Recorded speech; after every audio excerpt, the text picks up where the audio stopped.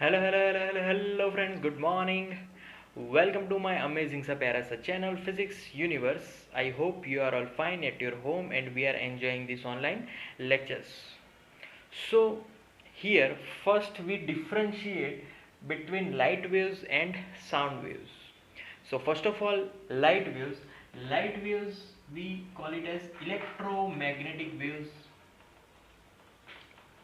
तो sound waves को क्या बोलेंगे? They are mechanical waves. Okay okay.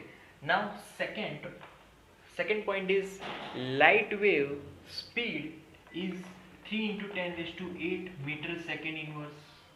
Sound wave speed is just 330 meter second inverse. So that's why light comes fast and comes first and sound comes last. So practically we see that दी जो जब बिजली खड़कती है तब light पहले आती है, फिर उसका साउंड बाद में आता है. So this is the reason because speed is lesser than this one. Okay, then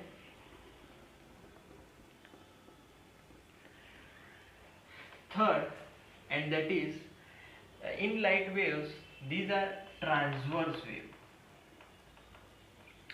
and sound waves are longitudinal waves.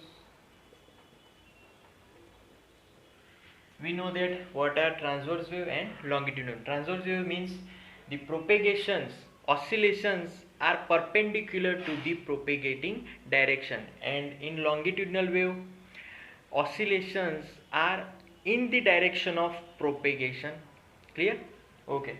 And the fourth one, light waves can travel in vacuum as well. मतलब कि vacuum, air, जो कोई भी medium होगा light can travel, but sound wave can't travel in vacuum. Vacuum में sound wave कभी भी नहीं जा सकता. अगर जा सकता होता तो हमारे जो स्पेस है उसमें भी बहुत सारी आवाज़ें होती है, बहुत सारे स्टोन्स, रोज़ाना स्टोन्स का कॉलिजन होता है, उसकी भी आवाज़ आ सकती थी. बट वैक्यूम होने के कारण sound waves can't travel through the vacuum. Sound wave को ट्रैवल होने के लिए ऑलवेज एक मीडियम की ज़रूरत है. वो एयर मीडियम में ट्रैवल हो सकता है या फिर पानी में भी ट्रैवल हो सकता है. तो उसको this requires the medium to travel. Clear? Okay, so there's the differentiation, and now we are talking about the reflection of sound waves. Sound waves का reflection कैसे होगा?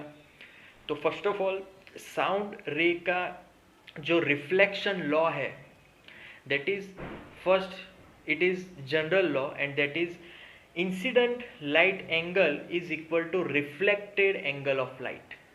So this is the first law, and the second one is incident light, reflected light and normal, they all are in same plane. Clear? दूसरी बात कि कोई भी sound wave को reflect होने के लिए कभी भी स्मूथ सरफेस की ज़रूरत नहीं. कोई भी रिजिड सरफेस अगर हो तो साउंड वेव कैन रिफ्लेक्ट.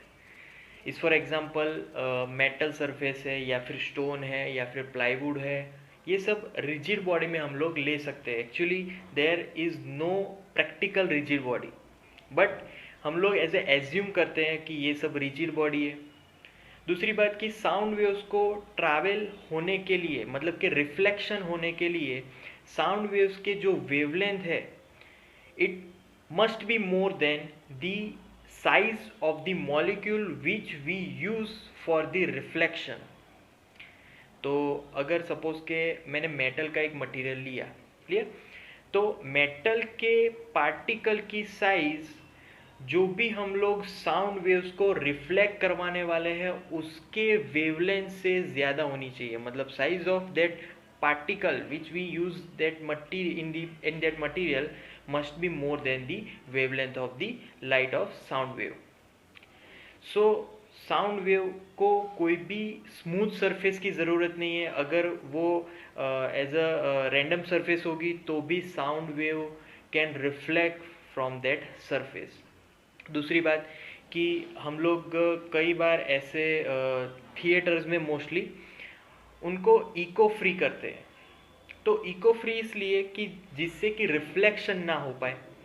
तो ज़्यादा से ज़्यादा अगर साउंड वेव अगर उस वॉल पे गिरेगी जिसमें कि होल्स होते हैं, वी नो दैट कि उसको कंस्ट्रक्ट करने के लिए उसमें होल्स लगाते हैं। तो उसमें क्या होगा कि sound waves absorbs in that holes and they can't reflect, so उसका इको नहीं सुनाई देगा। Clear? So that's why multiplex में उस होल्स का यूज़ करते हैं, सब जगह पे उस छोटे छोटे होल्स लगाते हैं कि जिससे कि साउंड वेव एब्जॉर्ब हो जाए। Clear? So guys, that's the our topic, reflection of sound waves. Thank you so much for listening my video lectures till the end. That means a lot to me. Thank you very much.